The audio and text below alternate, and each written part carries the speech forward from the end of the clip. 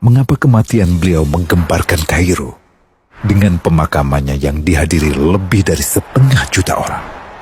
Mari kita simak kisah dari Asosiasi Universitas Islam Mesir ini. Al-Kisah dari kampung kecil bernama Tafahna al-Ashraf, distrik Middle Ghamir, provinsi Dakohlia, Mesir. Ada 9 orang sarjana miskin lulusan fakultas pertanian. Lalu mereka pun sepakat membuat sebuah peternakan unggas, sembari mencari mitra ke-10. Namun mereka terbentur modal. Maka dengan sekuat tenaga mereka kumpulkan dari hasil menjual tanah, perhiasan istri, hingga meminjam. Meski tidak banyak terkumpul, namun mencukupi untuk memulai usahanya. Pertanyaan tersisa, siapa mitra yang ke-10? Insinyur Solah, satu dari mereka pun berkata, "Aku sudah menemukan mitra yang ke-10. Siapa?" kata teman-temannya. "Allah," lanjutnya. "Allah akan menjadi mitra usaha kita yang ke-10. Allah akan mendapat 10% dari keuntungan kita. Dengan perjanjian, Allah yang akan memberikan perlindungan dan pemeliharaan, keamanan dari segala wabah penyakit." Akhirnya mereka pun sepakat.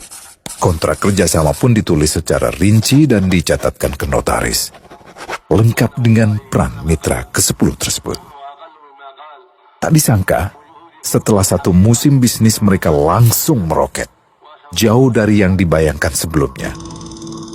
Lalu mereka pun kembali bersepakat menambah jatah keuntungan mitra ke-10 menjadi 20% di musim kedua, dan begitu seterusnya hingga mencapai 50%.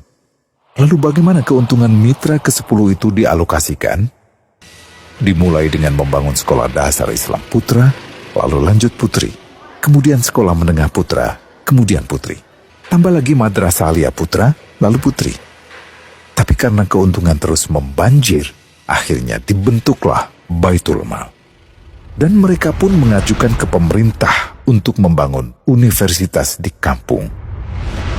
Awalnya ditolak dengan alasan tiadanya akses bagi para mahasiswa. Tak berapa lama mereka pun mengajukan pembangunan universitas lengkap dengan stasiun kereta beserta jalurnya dengan biaya mandiri. Akhirnya permintaan ini disetujui. Dan pertama dalam sejarah Mesir, berdirilah sebuah universitas di perkampungan kecil. Semakin berkembang, dibangun pula fakultas kedua, ketiga, keempat hingga asrama putri dengan kapasitas 600 kamar. Lalu asrama putra dengan 1.000 kamar. Tiket kereta api pun digratiskan untuk memudahkan transportasi menuju kampung tersebut. Tak cukup hanya itu, dibangun Baitul Mal berikutnya hingga hilang kemiskinan di daerah tersebut.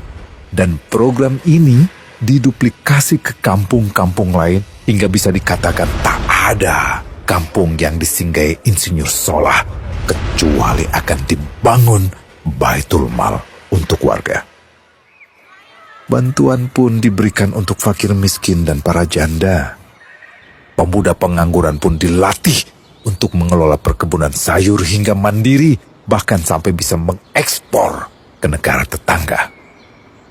Pada saat panen raya, seluruh penduduk dikirimi paket sayur.